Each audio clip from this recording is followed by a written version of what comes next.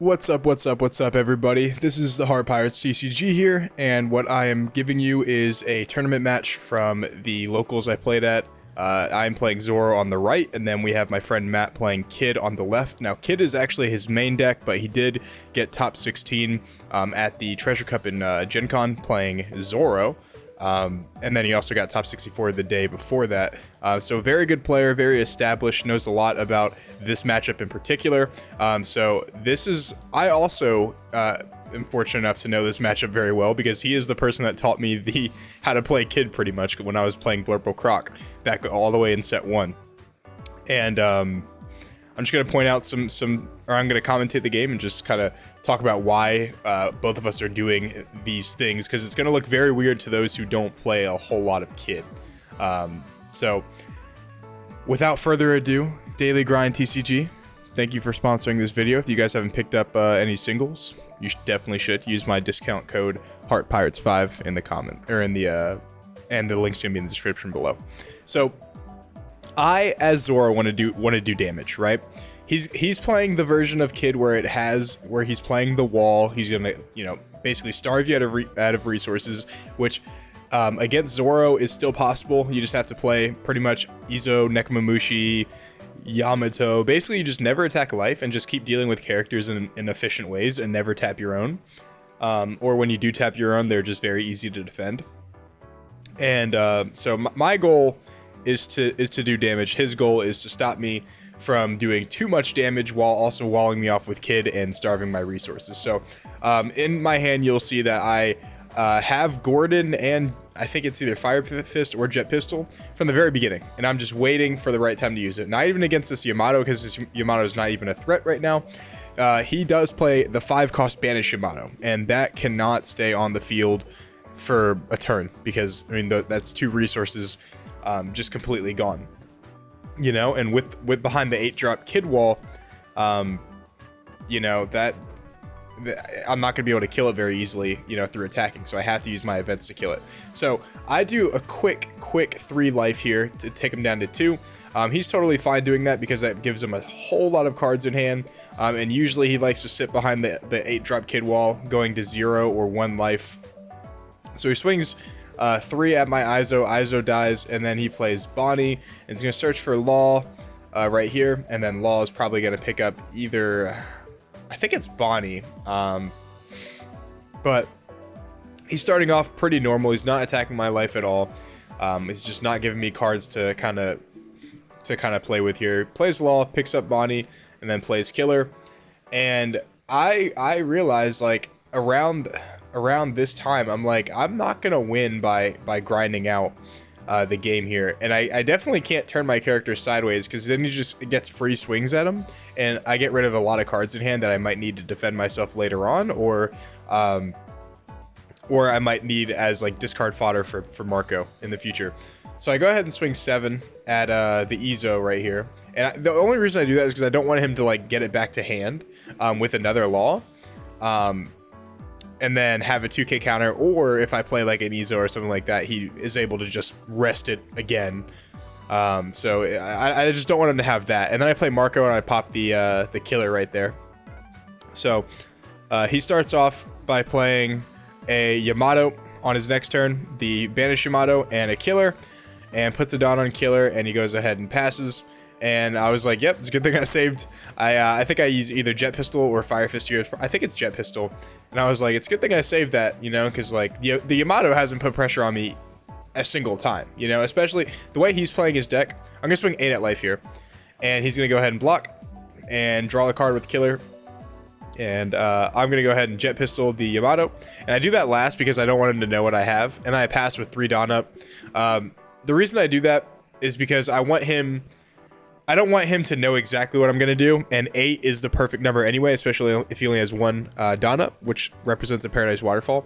So he goes ahead and plays the second Yamato. He swings at the Yamato, or he swings at Marco with with his Yamato, the other one, and I Jozu counter out of it. And then I believe he puts 1 on Kid, and I think he's going to restand him if I remember correctly. No, he puts 3 on Kid. My screen just went black for a second. Yep, and then I save it with a Fiery Doll, and then he plays Raizo, and then he passes. And I am not turning this kid sideways, or this Marco sideways, pretty much for the rest of the game. This might be like slightly boring, but this is kind of how, like, if you know they're playing like the wall version, especially when you see a bunch of blockers early on, like this is just how you have to play the matchup. It's very frustrating sometimes, and it can take a lot of, like, honestly, it could take a toll on your mental, because like just thinking so hard about, like, okay, do I turn it sideways this turn? Do I attack this turn? Do I attack this turn? Do I keep this, you know, this jet pistol in my hand for 9 turns, hoping that it comes in handy? You know, it's like when you see him so close, oh, he only has 2 life left. You know, like, just keep going, keep going. It is hard to decide when to actually make this kid, or turn when to go for game against kid. And you'll see later on that, like, it's either when I do decide to go for a game, it's now or nothing. You know, so I separate my Dawn, and I spend 10 at life here. He goes ahead and takes it. Wants to keep his blockers for when he establishes the wall, and then I pass. I have 5 Dawn up, but I wanted to bait a Marco, but truthfully, I didn't have a Marco, as you guys can tell. But he takes it because he wants to keep the blockers up. The only problem with Kid right now is the blockers. They don't do as much as you might think, just because you know, the wall isn't as relevant, because I have Gordon, Jet Pistol, Fire Fist. Like the blockers just aren't as great. So I think he should have probably used them a little earlier to avoid going down to 0 life. Because I feel like, you know, a Diable Jumbo would really, at that point, would be devastating. It might win me the game. So he plays Banish Yamato, and then he plays Bonnie, searching for, I think it's a Poo, and then I forget what I do here. I think I Fire Fist first, when I shouldn't have done that, by the way. I should have Fire Fisted afterwards. So I pop the Yamato, obviously, and then I debate on popping the Beige or the Bonnie, but I go Bonnie here because I don't want him to get more advantage, and the Beige is gonna die anyway if I decide to swing for heavy attacks. And so I put 4 on my Zoro here, and then the Beige is I think he's gonna die, or he's gonna go to, okay, he's gonna go to 0 life here, and he gets a body off life. Looks like that. So when he goes to 0 life, you automatically know that the Kid wall is going to be coming out. You just gotta as soon as I saw that, I was like, okay, I've been preparing for this the entire game. I have the answers for the Kid wall. Go ahead and play him. Now, he does have 2 blockers, which is totally fine, but obviously my goal is not to attack the Kid wall, it is just to destroy it before it ever gets out of hand. So looks like he plays it for 8 Dawn, and he's gonna go ahead and put 1 Dawn on it, turning it sideways and playing a character with the cost of 3 or less from his hand, which is probably gonna be Killer, if I remember correctly.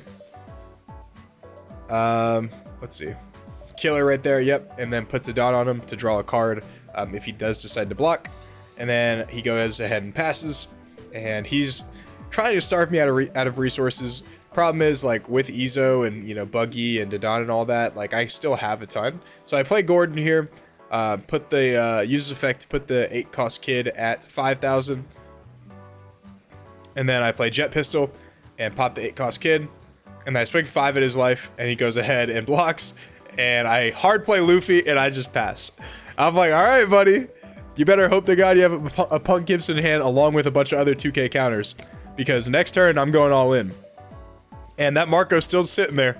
The Marco did his job. He popped 1 blocker, and he's just been a body on the field ever since. That Luffy, though, has been in my hand also since the beginning of the game, and I was like, you know what? Like, this is the perfect time to use it. 1 for Gordon, 4 for Jet Pistol. That equals 5. What else do I have for 5? I have this Luffy. I'll hard play it, and I'll pass. Any blocker you play, hopefully you don't play another 8 cost Kid, because that would really suck.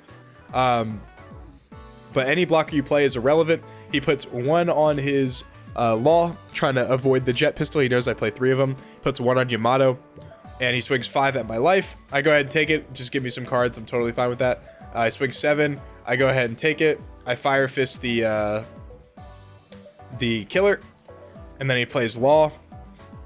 and picks up the Bonnie, and he decides for a while what he should do. And I think after like a couple seconds of thinking, I think he decides to play the beige in his hand, if I remember correctly, because he wants all the counters as possible. And real quick here, if he would have had 2 Dawn up, I wouldn't have put all my Dawn on Luffy. I would have saved 2 because I had Guard Point and Rad Beam to try to survive the next turn. So I put all my Dawn. Now that I don't see he has that on my Luffy, and I swing 16, and he goes all the way up to 15, and I win the game. So weird game for sure. Definitely not really how you want to play Zoro, but you know, in different matchups, you kind of have to. Let me know if you guys like this video, and I'll try to post more like this. Peace.